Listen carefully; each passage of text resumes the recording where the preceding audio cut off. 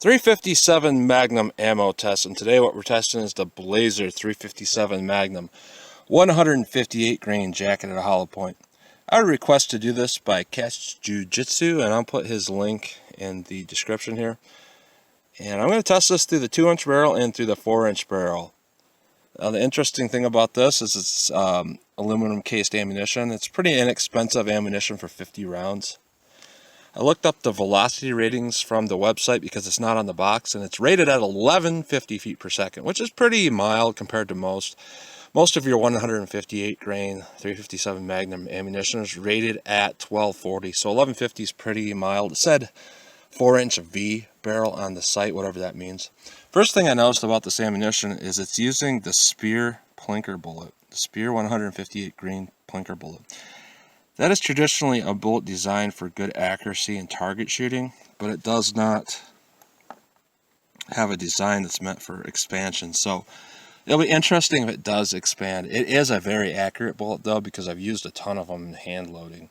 So we'll see if it actually does expand, but we'll shoot some rounds at longer range to see what kind of accuracy we're going to get to, because that'll be interesting. So as always, we're going to go through the chronograph and see what kind of velocity and accuracy we're going to get at the same time. And then we're going to go through the Juggernaut box, which contains a 1 3/4 inch pack of bologna. It kind of represents a pectoral muscle size, covered by 4 layers of denim, followed by 1/4 inch medium density fiberboard to simulate ribs or sternum, and into water jugs to catch that projectile. How that compares to ballistics gel is that bologna pack represents about 6 inches, and each water jug after that represents about 3 inches. So if we can get in the 3rd jug out the back, that's about perfect. That's 15 inches.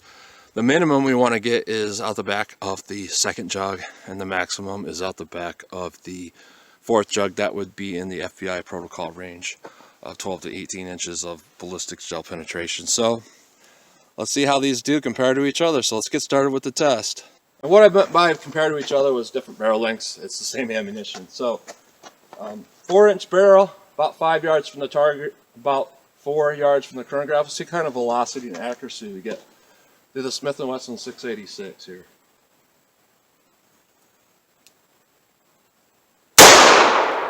.1057, 1054, 1072, 1017, 1048. So a little bit variance on velocity there, quite a bit lower than what I would have expected. Now let's see how the 2-inch barrel compares. All right, 2-inch barrel. I'm going to go single action going through the chronograph with this gun because the way it shoots for me is a little funny. So let's see what I get. 992. No read. 937. 986. 925. We'll run another one.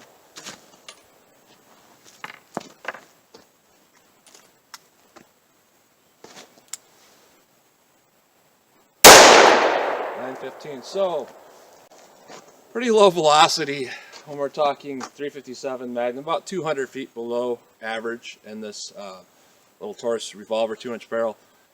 The interesting thing though is the recoil isn't much lower than regular rounds. So we have a good stout amount of recoil, but the velocity it's putting out isn't that great.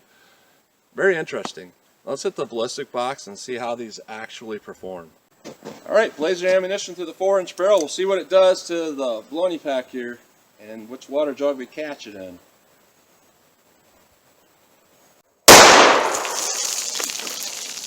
Alright, definite hit there. And what I'm seeing here is about the damage of an average 38 Special Plus P, maybe low end 38 Special Plus P, so not too impressive on the bologna damage. Alright, the first jug has a decent amount of damage. I would say pretty on par with a 9mm. Maybe a little bit more than your average 38 Special, but not by a whole lot. Jug 2 has a good amount of damage. So again, this looks about like a 9mm energy level. Impact on 3, not a lot of damage. It looks like we went right through. Impact on 4, we went right through. And I see an impact out the back of jug 5 here. We hit 6 just barely. And 6 is leaking a little bit there. So that's about 24 inches comparison to ballistics gel. And what we have is just a little bit of damage to that bullet. Definitely not great expansion. About as much expansion as a soft point. So it's not looking too good for this ammunition through the 4-inch barrel. We'll try it through the 2-inch barrel. Maybe we can hit the backstop with that at least. Alright, 2-inch barrel with the blazer ammunition. We'll see how this does.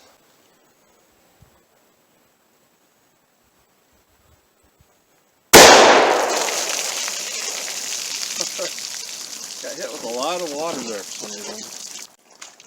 Alright, the damage to the baloney pack is about the same as what we saw with the 4-inch barrel. Doesn't look different at all. Pretty good. So let's see what we got in water jugs. Alright, first jug has about the same damage as what we saw with the 4-inch barrel. So good in that respect. Jug 2 as well has a good amount of damage in the second jug. That's pretty good. Impact on 3. We went through 3. Here's 4. Looks like we went through 4 into 5. And we have an impact in 6, and I can see the bullet down in 6. There's no impact out the back of 6. So we're going to get about maybe 22, 23 inches of penetration. And what we see, as to be expected, is pretty much no expansion, not much damage at all. So as a self-defense round, if we go by the protocol comparing my ballistic medium to FBI protocol, it's a fail. However, it could still be an effective round, just doesn't really expand very well. Now, one last test. I want to shoot at 50 yards at my steel tank there. And I think that maybe we'll get better accuracy than what we would get for our ballistic performance. Because sometimes when we shoot rounds that are pretty low in power with a heavy bullet, they'll retain really good accuracy even if they don't perform well ballistically in terminal ballistics. So let's shoot at 50 yards and see what we get. Alright, 50 yards from that tank. I'll see if I can hit the metal tank first and then try for that water jug there. Kind of hard to see from here. Here's the metal tank. I'll aim right on it. Where it hit. I think it's going right over it. That's shooting very, very high. I'll aim a couple feet in front of that tank.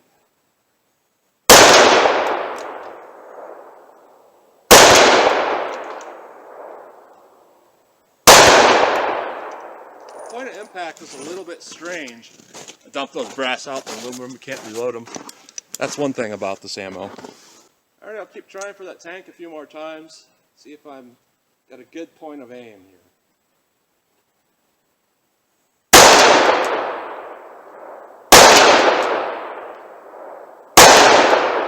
Alright, now I'll try for that water jug.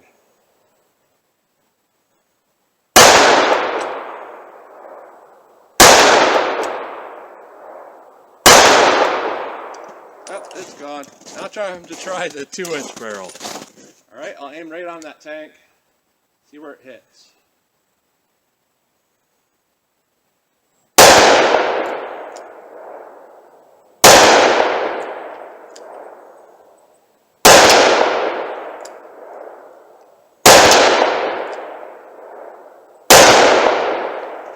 Interesting, with the snub nose, it is point of aim, point of impact. So it shoots okay, but the recoil is still very stout. It's as much as any other 357 Magnum, but with 38 special plus V velocity, so it's like interesting. Alright, I'll try some double action, see if I can hit that tank with this little snubby here.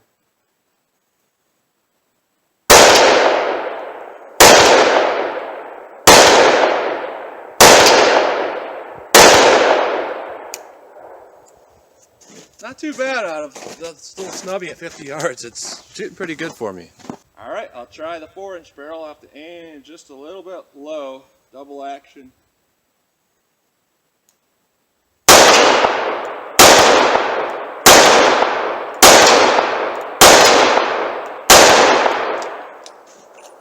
had with this gun. Alright, I'll try it again.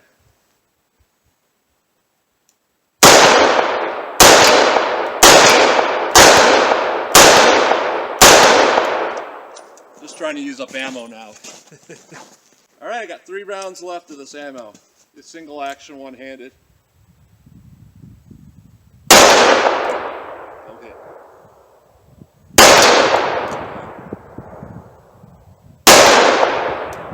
Well, I got one. I'm out of that box. Not too impressed with the ammunition itself. It's okay target ammunition, but it's just kind of strange of how much recoil it has for how slow that velocity is. It's very interesting. It just doesn't seem right, and the performance was really not that good, but it's fun target ammo. So is it clean? Not really either. It's pretty black soot here. So economy target ammo, that's what I would keep it at. It would work if that's all you had for self-defense, but I think you could do better. So as always, comment, share, and like, and thanks for watching.